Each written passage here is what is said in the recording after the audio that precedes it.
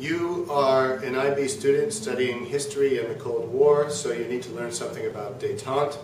Détente is a French word meaning relaxation of tensions, and in particular it describes the relaxation of tensions between the two superpowers, the United States and the Soviet Union, that occurred in the early to mid-1970s.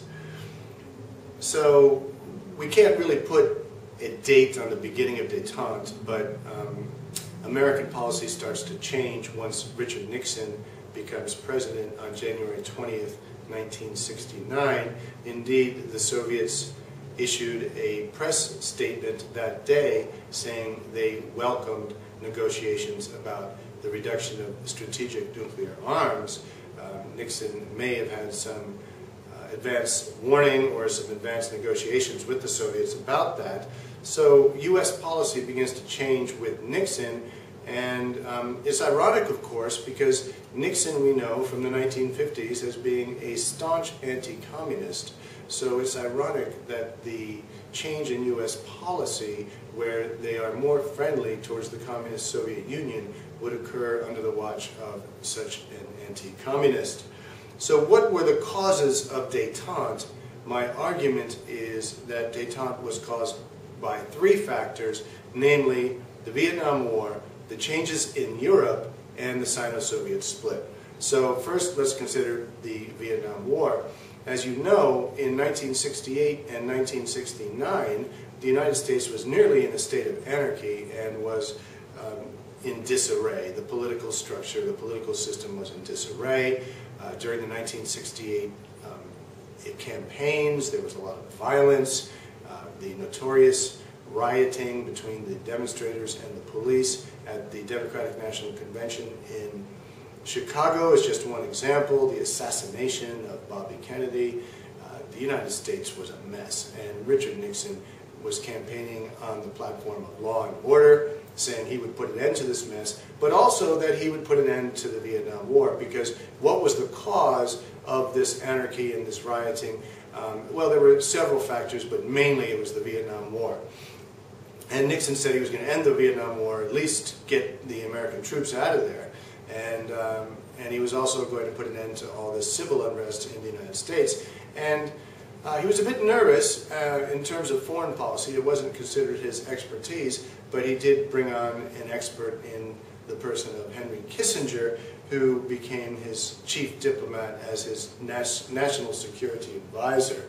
And Kissinger began negotiations with the Vietnamese in Paris. And as a matter of fact, Kissinger and Le Duc Tho won the 1973 Nobel Peace Prize because they came to an agreement whereby the United States, although it increased the bombing, would reduce the troops and withdraw its military presence from Vietnam. And during this whole process, it became clear to Nixon and Kissinger not only that they needed to change policy because the Vietnam War had been a failure, but also that they could talk to communists. And therefore, this embarked them on this change of policy where they started looking at détente as an alternative to containment or rollback as American policy. So one of the main reasons for détente was that the Vietnam War had forced the United States to change its policy. And I think that détente, more than anything else, signals a change in American policy. Of course, it found a receptive and stable Soviet leadership, especially in the person of Leonid Brezhnev, who were ready for détente, but it was more than anything else a signal from the Americans that they wanted to change, that they realized the Vietnam War had been a failure and they needed to reevaluate their policy towards communism and towards the Soviet Union. So the second factor that I argue caused détente is the changes in Europe. So by 1970, World War II had been over 25 years, and Europe had, particularly Western Europe, had a prosperous period of growth, and Europe was much more significant than it had been when it was essentially in ruins at the end of World War II. And throughout the 1960s, Of course, by 1970 he has resigned, but through the early and mid-1960s, Charles de Gaulle is pushing for a third way for France. He's very resentful of American arrogance and American desires to dictate policy for the Western European countries. And by the late 1960s, first as foreign minister and then as chancellor, Willy Brandt, the German chancellor, signals a new policy for West Germany, a policy known as Ostpolitik, and that means East politics, or in other words, looking to the East with a friendly attitude.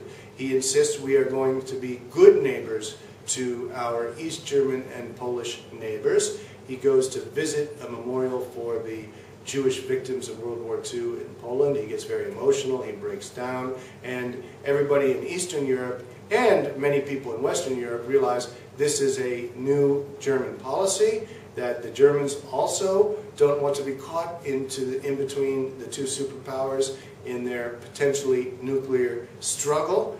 And so many of the European countries with renewed prosperity, I mean, the period after World War II was an economic boom for the Western Europeans.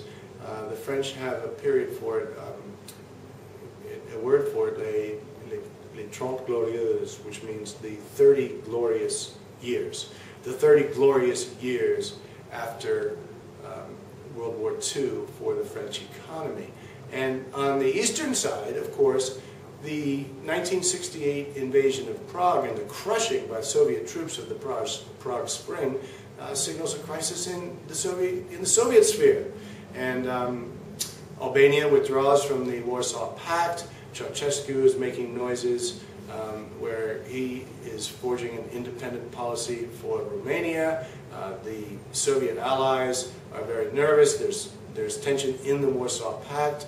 And the Soviets and the Americans both realize that our European allies are demanding some independence and demanding that they be considered in this Cold War, in this struggle between the superpowers, and that the European allies do not want to get caught in the middle of a nuclear war between the United States and the Soviet Union. And this necessitates reevaluation of policy both in Washington and in Moscow, and is a factor that causes détente.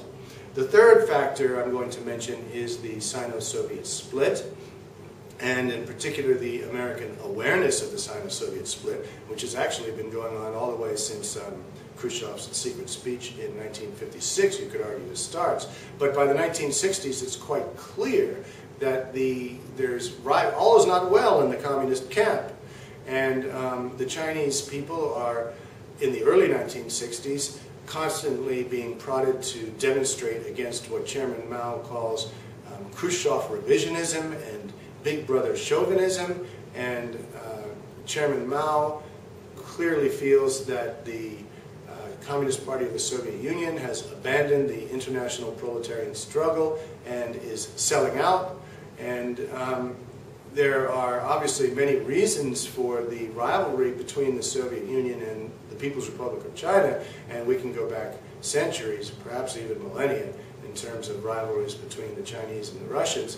But the ideological split is significant, and the Soviet Union is trying to follow a policy of peaceful coexistence with the West, whereas the People's Republic of China, under the dubious leadership of Chairman Mao, is trying to follow a policy of permanent revolution.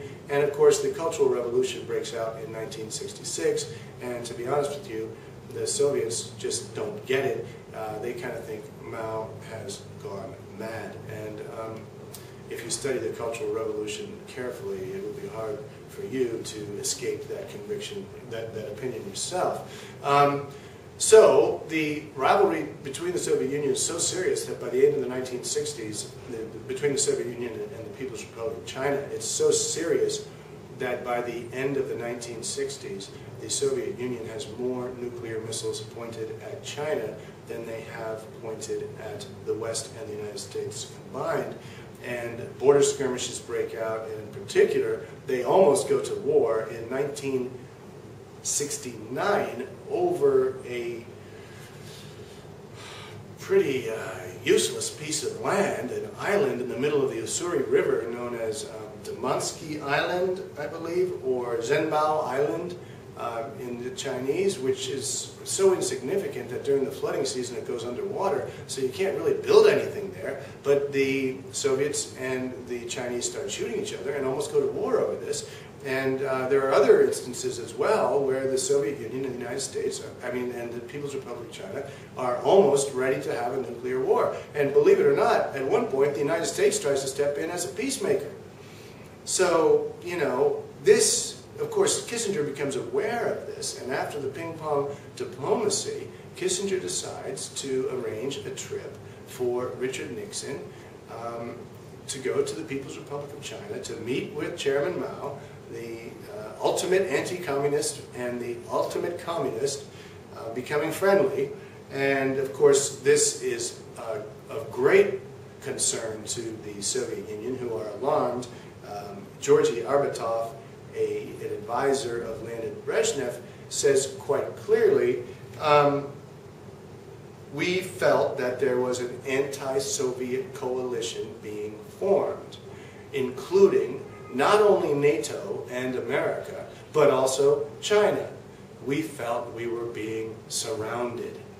And so the Soviet Union has to react, and they invite President Nixon to Moscow for the famous summit in Moscow in May of 1972, and by May of 1972, Detente is certainly well underway. So, the three factors I argue that caused Detente were the Vietnam War, the changes in Europe, and the Sino-Soviet split.